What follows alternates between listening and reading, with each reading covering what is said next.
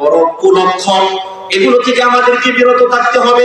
আমাদের মেয়েদেরকে, আমাদের কন্যাদেরকে আমাদের বুঝাইতে হবে, তোমরা ঘরে থাকবা তো সম্মান থাকবে, তুমি ঘরের রাজরানী, আমি বাহির থেকে সবকিছু তোমার পায়ের সামনে এনে দিব। সুবহানাল্লাহ। তুমি যদি বাহিরে যাও তোমার অসম্মান হবে, পরপুরুষ তোমার দিকে দেখবে, শয়তান তোমার দিকে চোখ উঁচু করে তাকাবে, ঠিক কিনা? মিশকাত শরীফের হাদিস, ইদা খারাজাতিল মারআতু ইসতাশরাফাহা শাইতান। ইসতাশরাফ বলা হয়, আমরা অনেক সময় চৈত্র মাসে দুপুর বেলা রৌদ্র দেখতে চাইলে খালি চোখে রৌদ্র দেখতে পারি না, এই চোখের উপরে এভাবে হাত রেখে উপর দিকে তাকাই, তারপর সূর্য দেখতে পাই, ঠিক কিনা বলেন?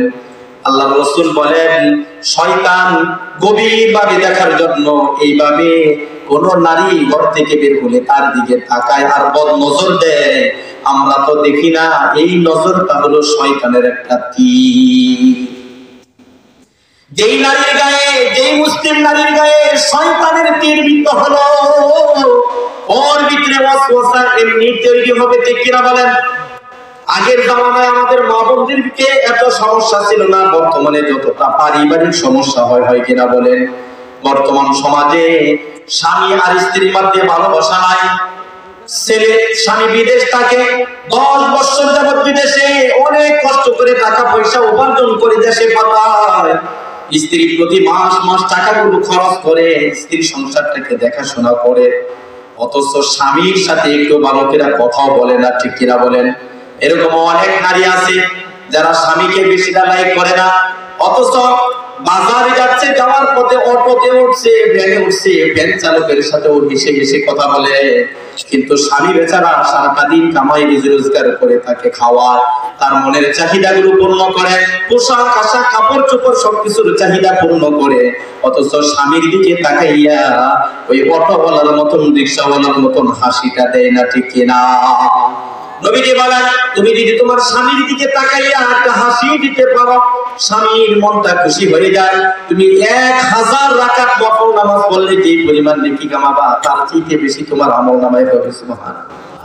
আর যদি অটোওয়ালা বাহিরে ভাইজান, বাহিরে অমুক ভাই তমুক ভাইয়ের একটা হাসি দাও, এই হাসির কারণে তুমি ওই রকম জাহান্নামের কাছে চলে যাবা। নাউজুবিল্লাহ। কথাটা বুঝতেছেন? এজন্য আমাদের নারীদেরকে সংশোধন হতে হবে, আমাদের নারীদেরকে ঘরের ভিতরে রাখতে হবে। নারীদেরই ঘর এটা। আল্লাহ বলেন, বুয়ুতিকুন্না, তোমাদের ঘরে তোমরা থাকো। আচ্ছা, একটা প্রশ্ন করি আপনাদের কাছে, দুনিয়াতে মহিলাদের নামে কোনো ঘর আছে? বাপের বাড়ি যতদিন ছিল ততদিন বাপের নামে ঘর, স্বামীর বাড়ি যখন আসছে স্বামীর নামে ঘর। এই যে আপনাদের এলাকায় যে ঘরের মধ্যে একটা ট্যাক্স আসে, এই ট্যাক্স কি মহিলাদের নামে আসে না বাড়ির পুরুষের নামে আসে? তাহলে পুরুষের নামে আসে, পুরুষের নামে ঘর, পুরুষই ঘর বানায়। কিন্তু আল্লাহ বললেন, কারনা ফি বুয়ুতিকুন্না, নারীরা তোমরা তোমাদের ঘরে থাকো। প্রশ্ন হলো, মহিলাদের ঘর কোনটা? মহিলারা তো ঘর বানায় নাই, তাহলে ঘর কোনটা? বলে মহিলাদের ঘর হলো যতদিন বাবার বাড়িতে থাকবে, বাবার ঘরটাই হলো মহিলাদের ঘর।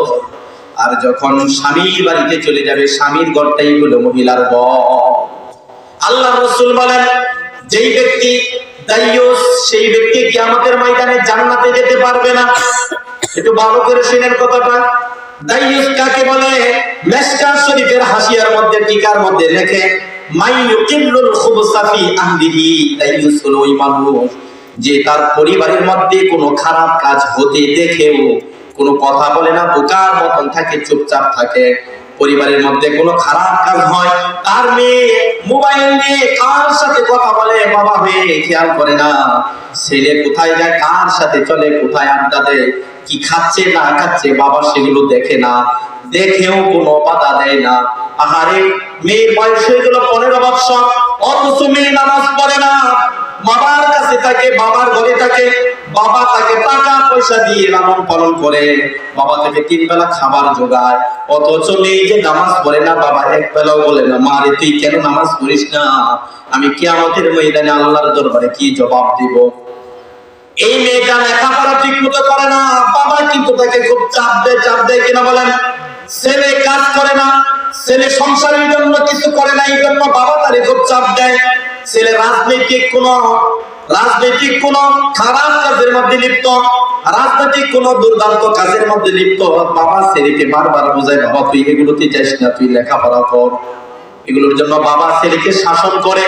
কিন্তু আফসোসের বিষয় হলো, কেমন বাবা হলাম আমি, আমার ঘরে 20 বছর বয়সের পাতলা একটা যুবক ছেলে আছে, কোনদিন আমি বাবা হয়ে তাকে নামাজ পড়ার জন্য বললাম না, ছেলেকে নামাজ পড়ে না, এই জন্য ছেলের উপর আমি একদিনও রাগ করলাম না, একদিনও আমার আফসোস হলো না, একদিনও আমি ছেলেকে বললাম না কালকে থেকে তোমার খাবার নাই, কালকে থেকে তোমার টাকা পয়সা নাই, আমি কাল কিয়ামতের ময়দানে আল্লাহর দরবারে কি জবাব দিব।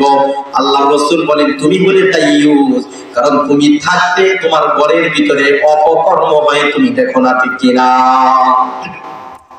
এবার দেখেন, আমাদের মেয়েরা যদি বাহিরে না যায়, তাহলে আসমান থেকে ফেরেশতার মেয়েরা কি বাহির চালাবে?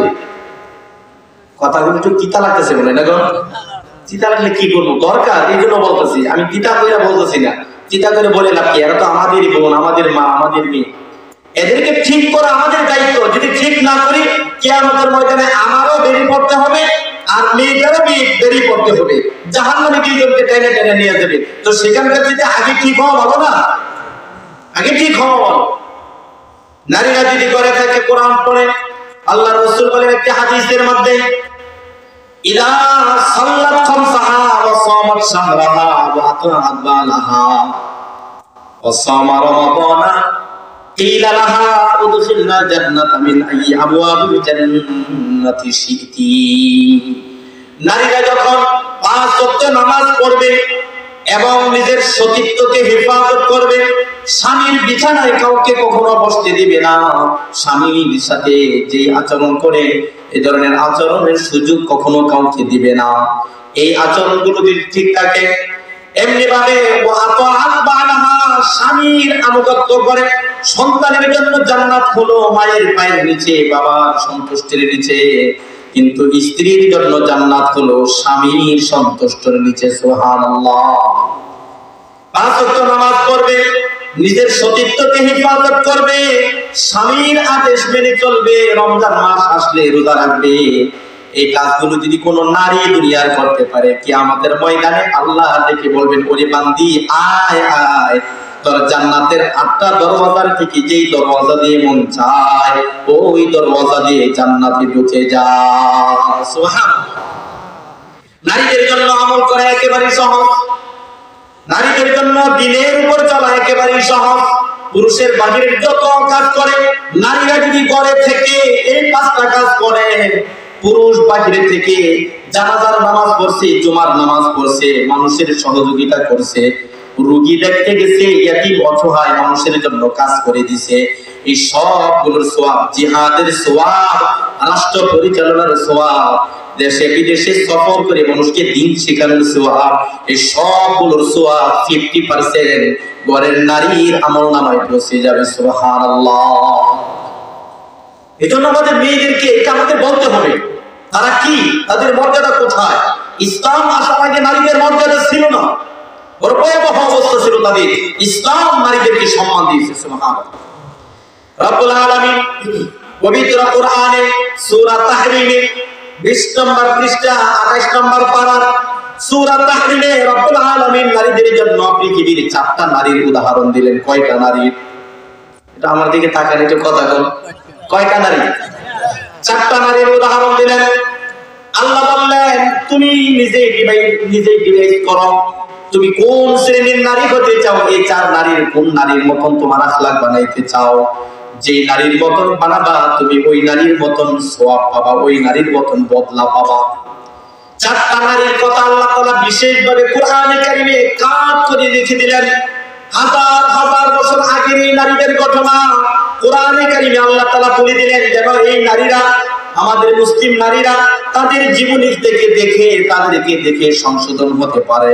এই জন্য কোরআনে কারিমে কিন্তু সেই কথা আসতে পারে না, যে কথাগুলো কোরআনে কারিমে আসছে সেই কথাগুলো অত্যন্ত গুরুত্বপূর্ণ এবং মানুষের জন্য বড় ভূমিকা রাখে, ঠিক কিনা?